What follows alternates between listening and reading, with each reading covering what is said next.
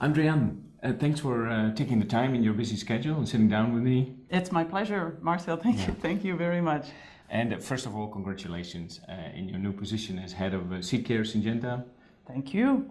And I should probably specify it's Europe, Africa, and the Middle East. Exactly, yes. And talking about that, what are your specific, what is the role of Europe in Syngenta Seedcare? Actually, if we think, Marcel, about Syngenta first as a global company, we have last year 12.8 billion in sales, and the region EAME, Europe, Africa, Middle East, represented 30% of those sales. If we translate that into Seedcare, a Seedcare view, globally 1 billion or a bit above 1 billion, and the region is also around 30, actually 31%. Okay, amazing. So, yeah.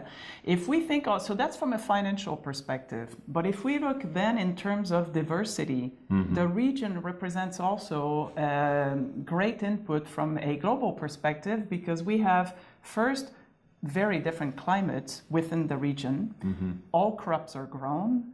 And so when we do the testing of our products, it really allows us to provide for very good understanding and input under varied conditions, varied crops and varied climatic conditions. So very good.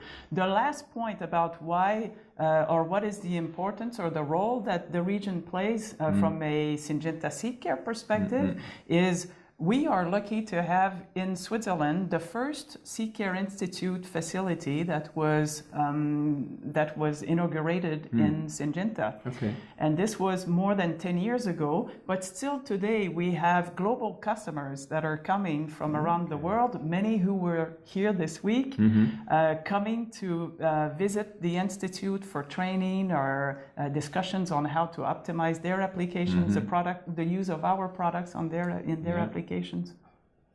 And also internally, we bring everyone who is new joining in the Seedcare team globally comes through the Institute for training. So the region has an important presence from a Seedcare perspective. So we're reading a lot about the various Seedcare institutes.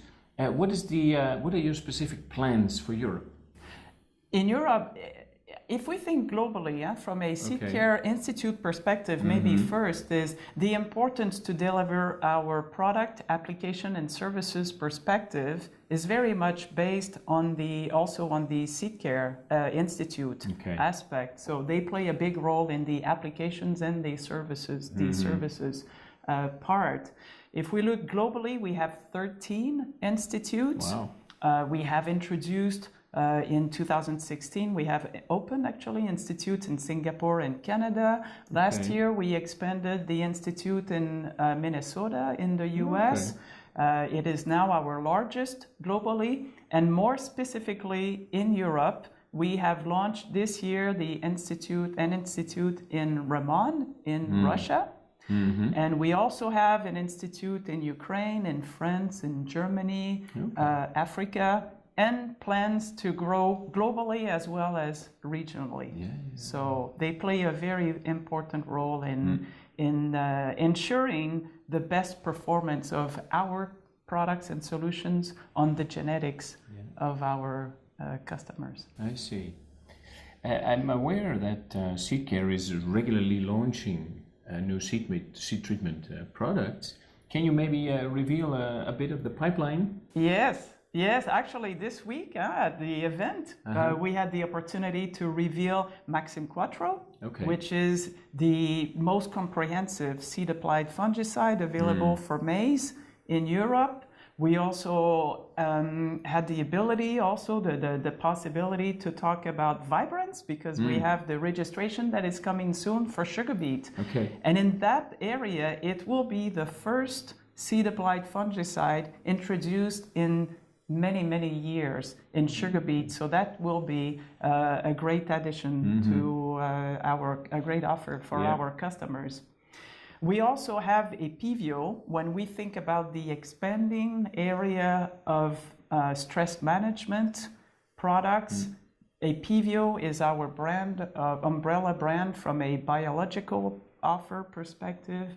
And so we are excited also to launch next year in maize and sunflower, our EPVO energy product. And if we think a bit longer term, we have a great seed-applied fungicide for downy mildew control in sunflower, thinking about the region being the largest sunflower area in the world. Plenaris, which is the brand, will play a big an important role as well as a seed-applied fungicide. And if we think, Marcel, of the longer term, like really long term, there we have some very exciting seed-applied fungicides and seed-applied insecticides that will also be coming to the market. So we're spending a lot of energy developing those. Great. So thinking of our customers and making sure innovation will be there to support them. Okay. Let's talk neonics for a little bit. Yeah. Since 2013, there is a ban on the use of neonics in Europe. What are Syngenta's views on this ban on neonics, and maybe if you can share a bit on the alternatives that are out there? Yes. So if we think since 2013, since the first restrictions came in place, Syngenta has continued to develop data in support of demonstrating the safety of thiamethoxam to pollinator bees.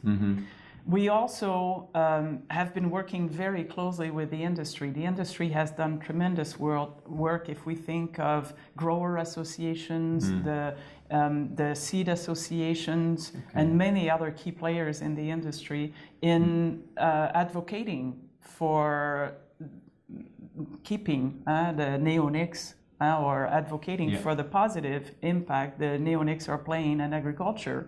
And the industry has been successful. We have seen now that, for example, in sugar beet, the 2018 season is secured, which a few months ago we were not sure if we could reach that point.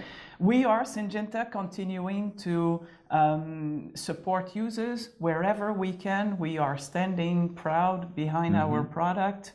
And we believe also very strongly that the restriction that are in place and the others that are being proposed would have a negative impact on the sustainability of agriculture. And we believe that they are safe technologies to use.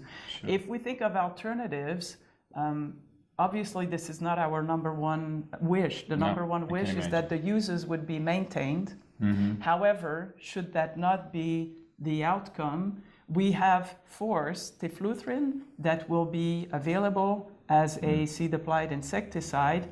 Most likely, our assumptions is that foliar applications, sprays, would be required. And there we have to be careful when we think of a resistance management perspective. We have seen in oilseed rape, for example, in certain geographies, resistance to pyrethroids. So alternatives will not be the first solution. Neonics would be, but we have to see the outcomes, and we continue to work really hard with the industry in the advocating aspect. Lots of luck with that. Thank you.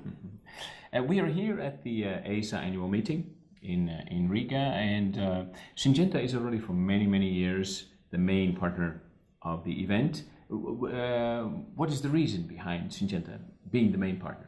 Yes, we actually, indeed, we have been the main partner for over 10 years now, and we really intend to continue doing so. The importance of the association in bringing together plant breeders, seed companies, large and small seed companies, and many other key players of the seed industry is extremely important. Bring them together under one roof and have the opportunity to discuss challenges that we are facing, or great opportunities that we are facing also, and how we should address them. For example, the movement of seeds across the different countries, the neonic situation. So there's a lot of different topics that there is great value to coming together and discussing and aligning on how to address those.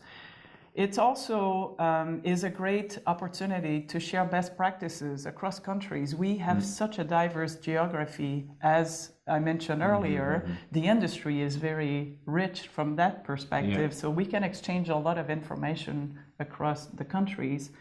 And lastly, from our perspective, sure. What a great opportunity to share our new innovations that we bring and reconnect with customers and create new customers and new relations. So it's very important for us. Yes. But we live in an age of technology. We have emails and video conferencing. Why are we still coming face to face and meet in person to such events? Why is it so important for you? Yes, first of all, the ability also to refer back to this everyone under one roof has a lot of, this is very, very effective. And so you go around, you meet the people you know, you have meetings, you have people you want to connect with, you create new connections and new business opportunities. You learn a lot also. You get the pulse of the industry, talking with one and the other, and then you get to test where the energy is going. And that has a lot of value from my perspective, asking personally, why do I like to come? And so, and most importantly also is the people, the friendship and the relations that you develop with the people, and having the chance to reconnect is very, very powerful. And so now we're at the end of the event, and I am leaving with a lot of energy, and I'm very, very happy that I was able to join. Very good, very good. Andree-Anne, imagine you have a magic wand and you could make one wish come true for European agriculture. What would that main wish be? Oh, that's a big question. I would say that wish is for European farmers, for them to have access to the latest seeds, seed treatment, and crop protection, innovation and technologies in a sound financial way also. Yes. And wherever they are located, from a geography perspective, that any one of them can access those technologies. So that they can safely grow the food that is required to feed the growing population. That would be my number one wish. Innovation is really, really powerful. Excellent. Excellent wish. I hope it comes true. Thank you very much, Marcel. Thank you, Andree-Anne.